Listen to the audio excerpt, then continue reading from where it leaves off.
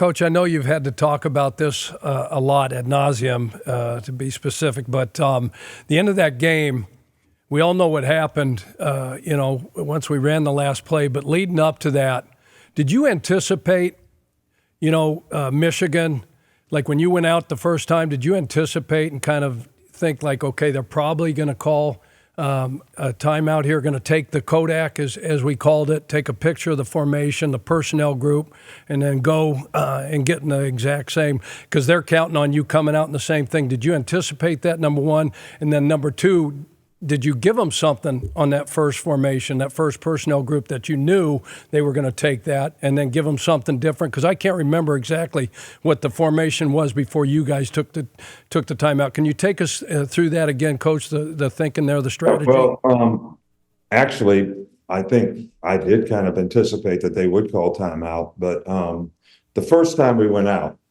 all right, we had the look that we wanted to run the play that we wanted to run. They called timeout. Okay. We changed what we were going to do. The second time we went out, we changed personnel group and we changed the formation. And we didn't like the look that we got. So we called timeout. But you only get one timeout. Yeah. In college and overtime for each overtime session. So the third time we go out, we change personnel again. And I didn't like the look that we got. We couldn't call timeout. We should have looked the play so that when I say look the play, line up in the formation, see what they're in, and have a second thing that you could go to. And we didn't do that. And that was our fault as coaches. And we would have had an opportunity had we blocked. They ran just Eagle Blitz, which you know what Eagle Blitz is. It's just Sam will fire, and it was a gap play, quarterback run. We got knocked back inside and didn't block the guys, kicked the guy out off the edge, didn't collect the people correctly, and got blowed up. So, but Tommy felt good about the quarterback runs because we knew we'd probably get pressure, and we hadn't been blocking their pressure very well all night. So he felt good if we trapped a quarterback run on a pressure, we'd be able to split them, which had been successful at other times in the game.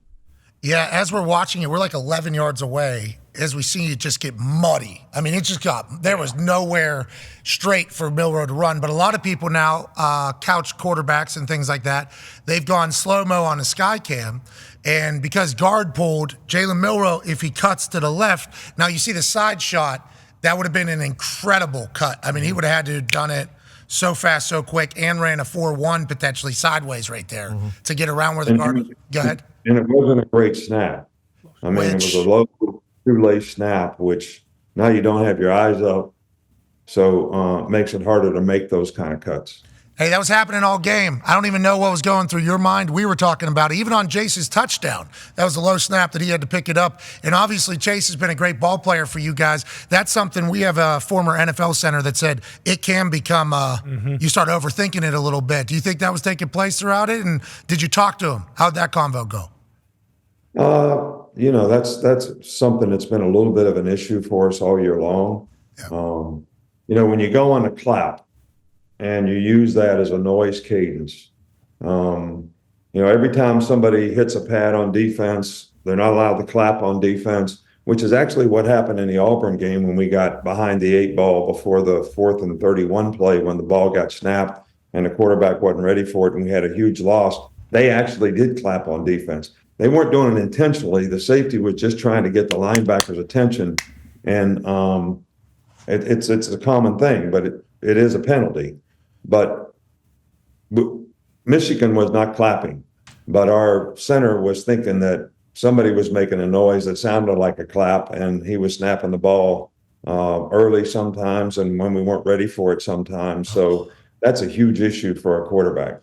Okay, yes, for a whole offense, especially when it's built on timing and everything like that. And we hope Chase, I believe he's entered the transfer portal, they said, can get through it. That's a no fun mental battle happening in his head. But yeah, I didn't know that was taking place. Early snaps happening in semifinal game is certainly not desirable. And as we let you go enjoy your life And we can't thank you enough for the season that we've had together. And I assume we'll see you on Monday. We have no idea what your schedule is. Will you utilize this game, obviously, as motivation for the entire offseason? Like, does this now immediately become the messaging for the entire offseason as Jalen comes back and everything? Have you kind of pieced that together yet, or are we still enjoying life from what we accomplished last season?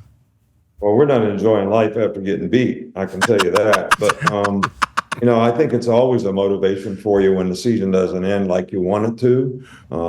Players are usually hungry and want to prove something, and hopefully that'll be the case with our team. But I think the big thing right now is trying to manage the roster and keep the team together as best we can. All right, Coach. Well, enjoy the hell out of yourself. Please tell Miss Terry we appreciate her efforts today, as she was the one that set up this call. What a lovely, awesome lady. And anybody that was saying anything negative about Miss Terry needs to have their speaking rights revoked forever. Give me something.